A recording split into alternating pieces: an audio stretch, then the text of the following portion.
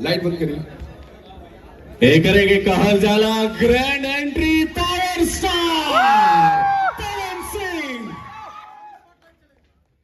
ताली में कमी लोग था, एक बार जोर से ताली करेंगे चाहिए पवन भैया खातिर। सीट पर ये लोग यो सर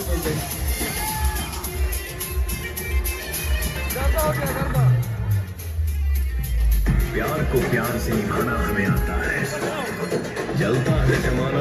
लेकिन भैया खातिर रास्ता छोड़ दीजिए, भैया के विराजमान होके दे जा। एक ही चीज हम बार बार कहब कि अब एजा से ताली के जौन गड़गड़ाहट बा वो रुके के ना चाहिए। तैयार बानी जा चली, एक बार जोरदार ताली बजेगे चाहिए पावर स्टार पवन सिंह खातिर।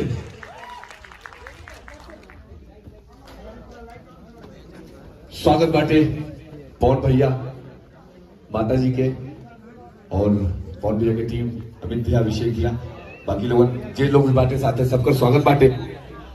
और एगो खुशी के मौका होला, एगो पल होला, जो लोग इतना टाइम से आ गया वीडियो देख रहा बाड़ी जा, ट्रेलर देख रहा बाड़ी जा, गाना सुन रहा बाड़ी जा, हर एक टीम के सदस्य लोगों से लोग मिल रहा बाड़ी जा। और आए वाला वक्त में जितना लोग यहाँ बैठल बाड़ी जा कमाल करी जा, अपने जीवन में बेमिसाल करी जा। नहीं वो एक ही है भाई। तो प्लान एक ही रहे कि चाहिए कि उखाड़ डाले के बाद आज जुनून भी चाहिए ओकरा साथे, जिद के साथे जब जुनून मिल जाला तो का होला, सब कुछ बढ़िया हो चले। अरे भाई एकदम अब तो आतना बत्ती बरत है कि अब सब के चेहरा हमारे एकदम क्लियर लौकता। पवन भैया हमनी के बीच आगे बनी यहाँ अदब के शहर में जौन है गजब के शुरुआत। हेलो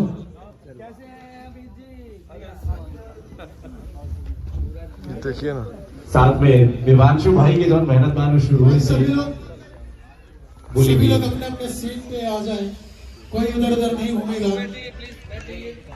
प्लीज रिक्वेस्ट है सबसे, जितने लोग खड़े हैं सभी लोग बैठ जाइए प्लीज।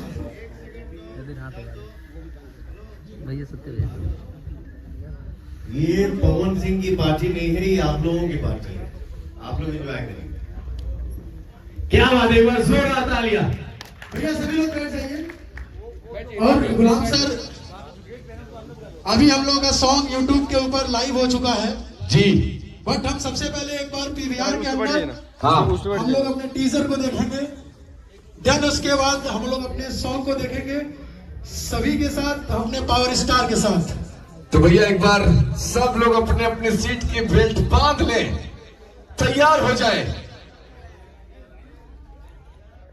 आप लोग भी